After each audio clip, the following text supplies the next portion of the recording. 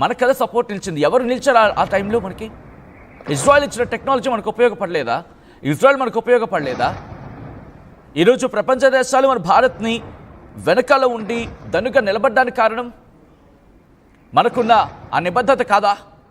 ఈరోజు ఇంత కష్ట సమయంలో కూడా వెనకాల అమెరికా ఉంది అని ఒక ధైర్యం ఇన్నాళ్ళు ఇజ్రాయెల్కి ఉంటే ఈరోజు ఎందుకు ఉండట్లేదు? ఆ మాటలో ఎందుకు తొలికలు రావటం లేదు?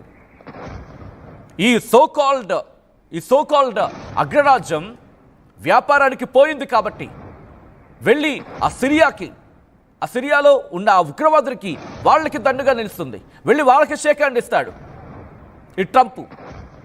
అక్కడితో ఊరుకున్నాడా? ఈరోజు ఇజ్రాయెల్కి బహుశా ఇప్పుడు పరిస్థితి చెప్పే పరిస్థితి కాదు, కానీ బహుశా కొద్ది రోజుల తర్వాత చెప్తుందేమో. నిన్న దాడి జరిగిన తర్వాత, నిన్న ఉదయం దాడి జరిగిన తర్వాత ఏమందండి అమెరికా? ఏమంది? అరే మాకు సంబంధం లేదు, అది ఇజ్రాయెల్ ఇష్టం. మరి నీకెవడయ్యా తర్వాత రియాక్ట్ అవ్వమన్నాడు? భయపడ్డావా? వణికిపోతున్నావా? యుద్ధంలో దిగే సత్తా లేదా? యుద్ధంలో దిగే దమ్ము లేదా? ఊరికి అగ్రరాజ్యం పెద్దన్న పాత్ర అంటావుగా, ఏడపోయిందయ్యా నీ అగ్రరాజ్యం? ఏడపోయింది నీ పెద్దన్న పాత్ర? వెళ్ళి పాకిస్తాన్ పంచన చేరుతావా నువ్వు? పాకిస్తాన్కి నువ్వు సపోర్ట్ ఇస్తావా? వాణిజ్యం చేసుకుందాం రండి, ఇది నీ ఎటగారం డైలాగు. ఆపండి, యుద్ధం ఆపండి, వాణిజ్యం చేసుకుందాం, వాణిజ్యం ఎక్కువ చేసుకోవాలండి. ఎవరికి కావాలి అని బోడి వాణిజ్యం అని చెప్పి ప్రపంచ దేశాలు గట్టిగా పిడికిలు బిగిస్తే నీ పరిస్థితి ఏంటి?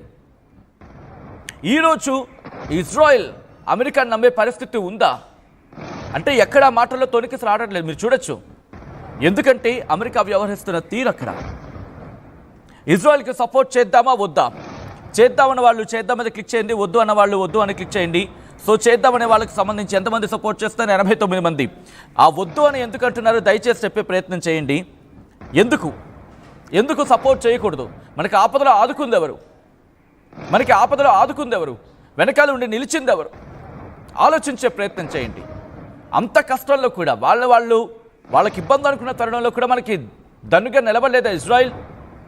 అమెరికాకు సంబంధించి కూడా మొండి చేయి చూపిస్తే భారత్ పాకిస్తాన్ మన మధ్య, అంటే భారత్కి పాకిస్తాన్కి మధ్య యుద్ధం జరుగుతున్న సమయంలో ఇంత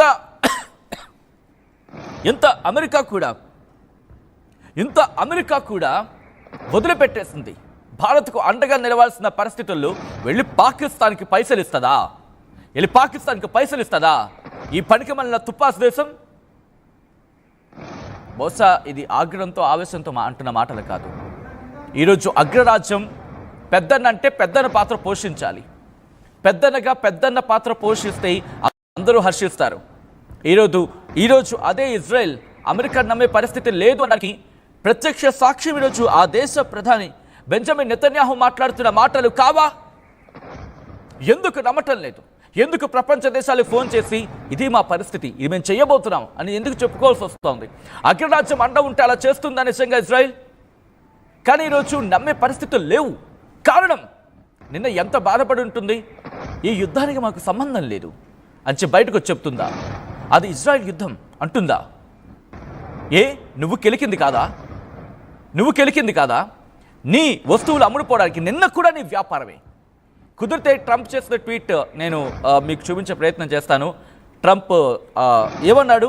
చాలు, 60 రోజులు గడువిచ్చా, ఇంకా మించిపోయింది లేదు, ఇప్పటికైనా న్యూక్లియర్ డీల్ కుదుర్చుకో.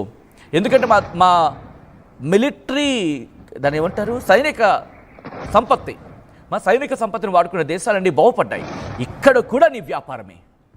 మనుషులు చచ్చిపోతుంటే ఆ మృతదేహాల మీద కూడా మెతుకులు ఏరుకునే రకంలో కనిపిస్తోంది అమెరికా.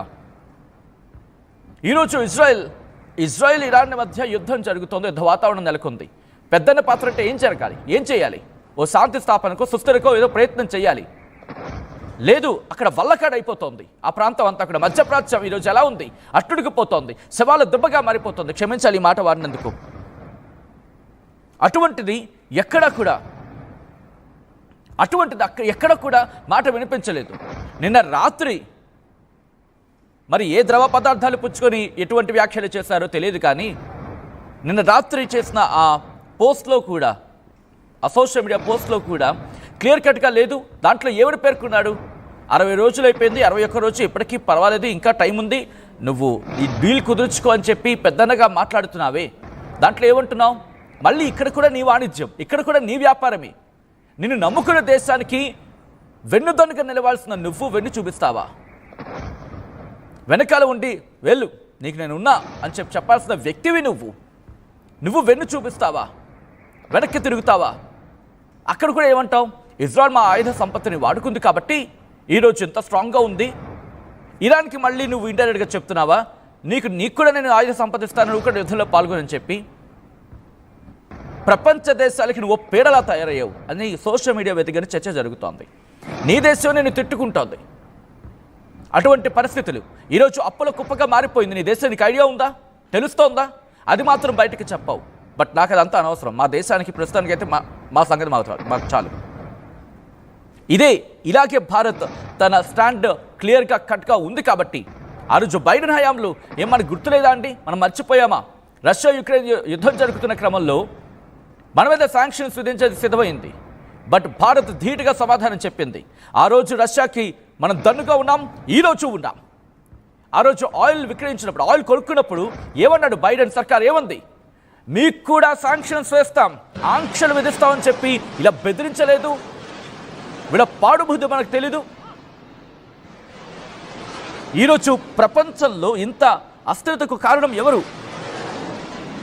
ప్రపంచంలో ఇంత అస్థిరతకు కారణం ఎవరు? నువ్వు కాదా? సోకాల్డ్ అగ్రరాజ్యం కాదా?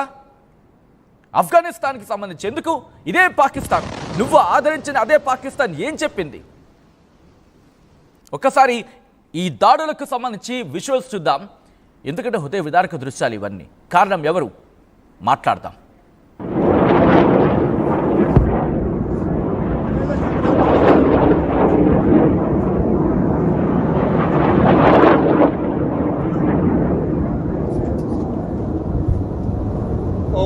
Oh my God. Opa. Filot. Oh my God. אולי לא קרה.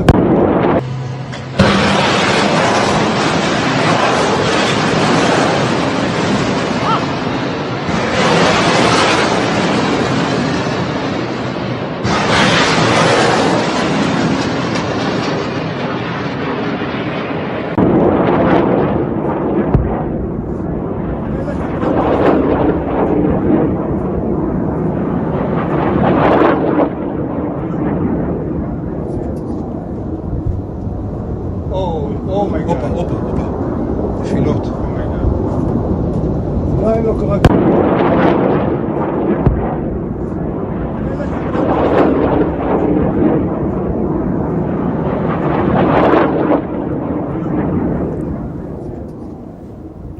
చూడండి, యావత్ ప్రపంచం ఈరోజు చూస్తున్న దృశ్యాలు ఇవి.